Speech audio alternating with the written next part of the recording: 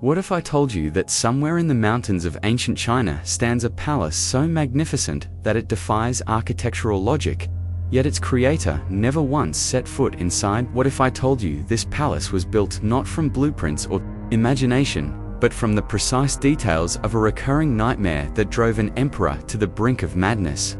Today, we're diving into one of history's most disturbing tales of obsession, divine punishment, and architectural horror. This is the story of Emperor Qin Huaming of the forgotten Zhou dynasty, a man who became so consumed by visions from his dreams that he spent 15 years and the lives of 50,000 workers to build something that should never have existed in the waking world. But here's where it gets truly unsettling. Historical records suggest that everyone who entered this palace after its completion either disappeared entirely or emerged days later, completely mad, speaking only of rooms that shouldn't exist and corridors that led to places beyond our reality. The emperor himself, the very man who commissioned this architectural nightmare, took one look at his completed masterpiece and sealed himself in his chambers, refusing to ever approach the structure again until his death. What did he see in those dreams? What was so terrifying about a palace of his own design that he couldn't bear to enter it? And why do local villagers, even today, report hearing the sound of construction echoing from its empty halls every night at exactly 3 in the morning? Let me take you back to the year 837, to the court of the Zhou dynasty, where Emperor Qin Huaming had just ascended to the throne at the age of 24. By all accounts, he was a rational ruler, known for his strategic mind and his careful approach to governance. But that was before the dreams began. It started innocently enough. The young emperor began experiencing vivid dreams about a palace unlike anything he'd ever seen. Not the traditional Chinese architecture he was accustomed to, but something far more complex and geometrically impossible. In these dreams, he would walk through corridors that seemed to stretch infinitely in all directions, past rooms where the ceiling was simultaneously above and below him, through doorways that led to the same room he'd just left, but somehow different. First, Qin Huaming dismissed these as mere curiosities of sleep. But the dreams became more frequent, more detailed, and more disturbing. Night after night, he would find himself in this impossible structure, and each time, he could remember more precise details. The exact curve of a staircase that spiraled, both upward and downward, simultaneously. The specific pattern of tiles that seemed to shift and rearrange themselves when viewed from different angles. Windows that showed not the outside world, but other rooms within the palace, creating an endless maze of reflections. But here's what made these dreams truly horrifying. They weren't random. They followed a consistent layout. Night after night, Qin Huaming found himself navigating the same impossible geography, until he could draw detailed maps of every room, every corridor, every impossible architectural feature. And in every dream, he heard the same sound, a rhythmic tapping, like someone building something just beyond his sight. The imperial physicians were baffled. They prescribed herbs, meditation, changes in diet, even bringing in Taoist monks to perform cleansing rituals. Nothing worked. If anything, the dreams became more intense, more real. Qin Huaming began to lose track of where the dream ended, and reality began. He would wake up with the taste of strange incense in his mouth, incense that didn't exist in the waking world. He would find his hands cramped as if he'd been writing for hours, though his writing desk remained untouched. But the most disturbing detail, in every dream, at the very center of this impossible palace, there was a throne room. And sitting on that throne was someone else. Someone wearing his face, his imperial robes, but whose eyes held a depth of knowledge and malice that made Qin Huaming's blood run cold. This other emperor would smile at him with recognition, as if they were old friends, and would always say the same thing. "When will you come home?" After 6 months of sleepless nights and deteriorating sanity, Emperor Qin Huaming made a decision that would define the rest of his reign, and ultimately lead to his downfall. If he couldn't escape these dreams, he would bring them into reality. He would build the palace exactly as he saw it, down to every impossible detail. Believing that somehow this would break the cycle and free him from his nightly torment, the construction began in the spring of 838 in a remote mountain valley 3 days' ride from the capital. Qinhuaming chose the location specifically because of its isolation and because the surrounding mountains created natural echoing chambers that would, in his words, contain any sounds that shouldn't exist. But here's where the story takes an even darker turn. The emperor didn't just want to build a palace. He wanted to build an impossibility. He demanded that his architects and engineers create rooms with geometries that defied physics, corridors that could somehow connect to themselves, and staircases that descended while climbing. When his architects protested that such things were impossible, the emperor had them replaced with others who were more willing to experiment. The construction records that survived paint a picture of absolute architectural nightmare. Workers reported that measurements would change overnight, that completed sections would somehow be found in different locations the next morning, and that tools would disappear only to be found embedded in solid stone walls. The most disturbing reports came from workers who claimed that certain rooms, once completed, would produce their own weather patterns, with rain falling upward and snow that burned instead of froze. But Qinhuaming was relentless in his pursuit of accuracy. Every detail had to match his dreams exactly.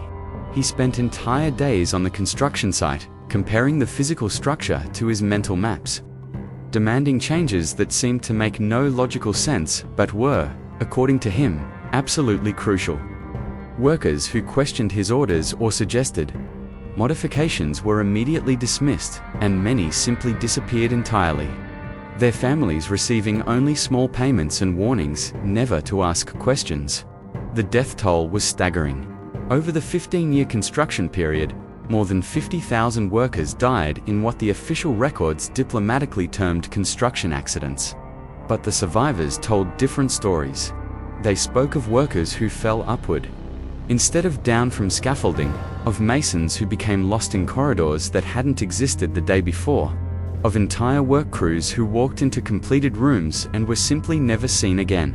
One particularly chilling account comes from a stone carver named Wei Lin, whose journal was discovered centuries later, hidden in a wall of a temple near the construction site. Wei Lin wrote about working on what was supposed to be a simple, decorative wall panel, only to find that the stone seemed to carve itself, his chisel moving without his control to create patterns that hurt his eyes to look at directly. He described how other workers began to change, becoming pale and distant, speaking in whispers about things they'd seen in the deeper parts of the palace that weren't meant for human eyes. But Wei Lin's most terrifying entry was his last. The emperor came to inspect our work today. But when I looked at him, really looked at him, I realized something horrible. He cast two shadows, but they moved independently of each other. One shadow followed his movements normally, but the other seemed to be walking through different rooms entirely, as if it belonged to someone else who happened to be standing in the same spot. I think the palace is already inhabited, and we're just building around its true residents. As the years passed, Emperor Qinhuaming became increasingly isolated from his court and his people. He spent most of his time at the construction site, sleeping in a tent so he could continue his nightly dream walks through the palace and make corrections the following day. His appearance began to change. Courtiers reported that his skin took on a grayish pallor, his eyes became sunken and bloodshot, and his hair, once black as night, began to grow in strange patterns, sometimes forming geometric shapes that mirrored the impossible architecture of his palace. But the most disturbing change was in his behavior. The rational strategic ruler was replaced by someone obsessed with precision to the point of cruelty. He began to demand that workers be sealed into walls while still alive if their workmanship wasn't perfect, claiming that their life force would strengthen the structure. He ordered that certain rooms be built around sacrificial altars where offerings of blood and bone would be made to ensure that the palace would accept its physical existence. Court records from this period are sparse and contradictory, as if even the scribes were afraid to document what they witnessed.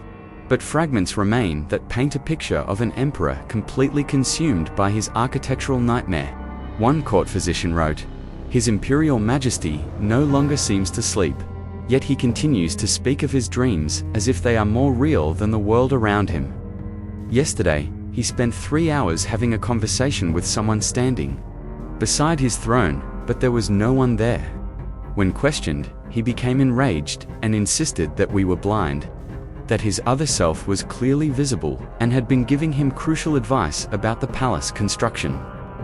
The palace was finally completed in the winter of 853, exactly 15 years after construction began. The final structure was a monument to impossibility, a building that seemed to exist in more dimensions than should be possible, with rooms that connected in ways that violated every principle of geometry and physics. Local villagers reported that the palace cast shadows in directions where there was no sun, and that birds flying over it would suddenly change course, as if avoiding something invisible in the air above the structure. But here's the most chilling part of this story. The moment the last stone was placed, the very moment his 15-year obsession was finally realized, Emperor Qin Huaming took one look at his completed palace and broke down completely. Witnesses reported that he began screaming and wouldn't stop, as if he'd seen something so horrifying that it shattered his mind entirely. He was carried back to the capital in a catatonic state, and from that day until his death 3 years later, he never spoke another coherent word. But his silence wasn't empty. Court attendants reported that he would spend hours each day sitting in his chambers, apparently having elaborate conversations with invisible participants. He would nod, gesture, even laugh occasionally, as if surrounded by a full court of people that no one else could see. And every night, at exactly 3 in the morning, he would begin to weep uncontrollably, calling out names that belonged to no one in the imperial records. The palace itself stood empty. Despite its completion, no one was brave enough to enter it, especially after what had happened to the emperor. But that didn't mean it remained unoccupied. Within weeks of completion, local villagers began reporting strange phenomena. Lights would appear in windows at night, despite the building being empty. The sound of construction would echo from within, as if the building was still being worked on, but by whom? More disturbing were the reports from travelers and merchants who passed through the area. Several claimed to have seen figures moving through the corridors of the palace. Figures that looked like the workers who had died during construction, still laboring away at their eternal project. One merchant swore he saw Emperor Qin Huaming himself standing at the highest window. But this was impossible, as the emperor was confined to his chambers in the capital. Hundreds of miles away, the few people who were brave enough or foolish enough to enter the palace told stories that defied belief. They spoke of rooms where gravity worked differently, where they could walk on walls and ceilings as easily as floors. They described corridors that seemed to stretch for miles, despite the palace's exterior dimensions making such spaces impossible. But most unsettling were the reports of encounters with the palace's other inhabitants. Multiple witnesses described meeting people within the palace who claimed to be visitors from different time periods entirely. A Buddhist monk reported having a conversation with a man who insisted it was still the Tang dynasty, despite that dynasty having ended over a century earlier. A government official sent to investigate the palace claimed to have shared a meal with Emperor Qin Huaming himself, who welcomed him warmly and spoke at length about construction plans, even though the emperor was supposed to be in the capital at that very time. But these encounters always ended the same way.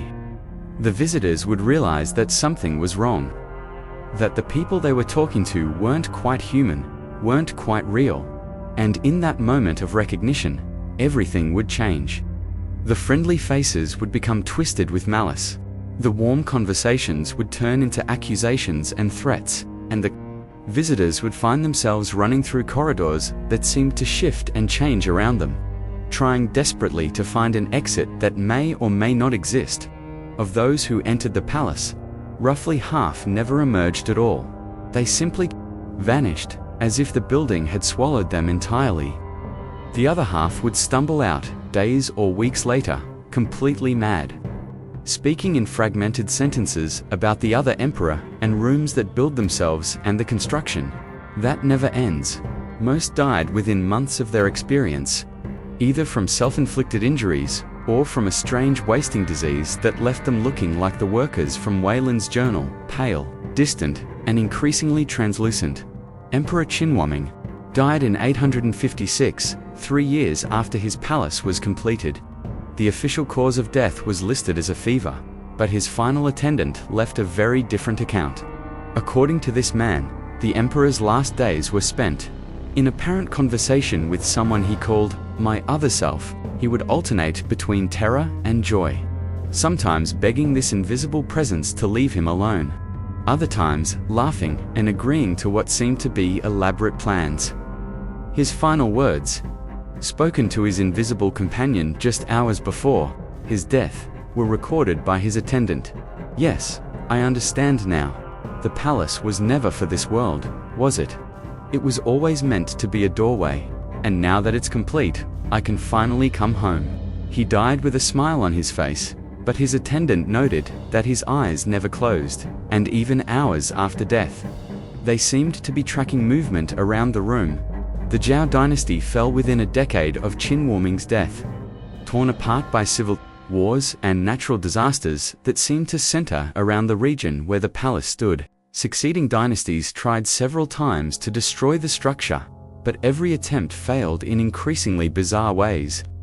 Armies sent to demolish it would arrive to find the building completely empty, then return days later claiming they had successfully destroyed it, only to have other reports confirm that the palace remained standing and unchanged. Eventually, the imperial government simply declared the area forbidden and tried to erase all records of the palace's existence, but the local population never forgot. Generation after generation passed down stories about the emperor's impossible palace, and more importantly, they passed down warnings. Even today, nearly 1200 years later, the palace still stands. In that remote mountain valley, modern visitors, the few who can find it, report that it looks exactly as it did when construction was completed in 853. There's no sign of age or decay, as if time itself has simply refused to touch the structure. The impossibilities that once terrified medieval workers still confound modern observers. Rooms that are larger inside than outside, corridors that loop back on themselves in ways that violate three-dimensional space, and staircases that somehow led both up and down to the same destination. But the most disturbing modern reports come from digital technology. Cameras malfunction inside the palace, but not in the way you might expect. Instead of breaking down or producing static, they capture images of rooms that aren't there when viewed with the naked eye, and they record sounds of construction work. That continues even now, 12 centuries after the last worker should have died. GPS devices stop working entirely within a mile of the palace, and satellite imagery of the area consistently shows different results, as if the building exists in multiple locations simultaneously. Most unsettling are the reports from drone operators who claim their devices have captured footage of the palace under construction, with workers moving about their tasks. Despite the building having been completed over 1,000 years ago, local villagers still maintain the old traditions. They avoid the area entirely after dark, and they warn travelers about the sound of construction that can be heard every night at 3 in the morning. They say that anyone who hears that sound 3 nights in a row will be compelled to enter the palace, and that no one who enters with that compulsion ever returns. But here's what makes this story truly terrifying. Recent archaeological evidence suggests that Emperor Qinhuaming's palace might not have been the first structure built in that valley. Ground-penetrating radar has revealed the foundations of at least 7 other buildings beneath the current structure, each one built in the same impossible style, stretching back over 3,000 years. This raises a horrifying possibility. What if Qinhuaming wasn't the first emperor to have these dreams? What if that valley has been calling to rulers and architects for millennia, compelling them to build the same impossible structure over and over again? What if every generation, someone receives the same visions, the same architectural nightmares, and becomes obsessed with building the same palace in the same location? What if the construction never really ended, and we're just seeing the latest iteration of a project that has been ongoing for thousands of years. And if that's true, then somewhere out there, someone is having the dreams right now. Someone is seeing the impossible corridors, the gravity-defying rooms, the throne room with the smiling emperor who asks, "When will you come home?" Someone is planning the next version of the palace, the next attempt to bridge the gap between dream and reality. The most chilling thought of all, what if the palace was never meant to be built in our world? What if each attempt to construct it in physical reality creates a weak point, a crack between our dimension and whatever realm it truly belongs to? What if Emperor Qinhuaming succeeded not in building a palace, but in creating a permanent doorway to somewhere we were never meant to go? The next time you have a vivid dream about a place you've never seen, the next time you wake up with perfect recall of impossible architecture, remember Emperor Qinhuaming. Remember that sometimes the things we see in our sleep are not random creations of our minds, but invitations from places that exist just beyond the edge of reality.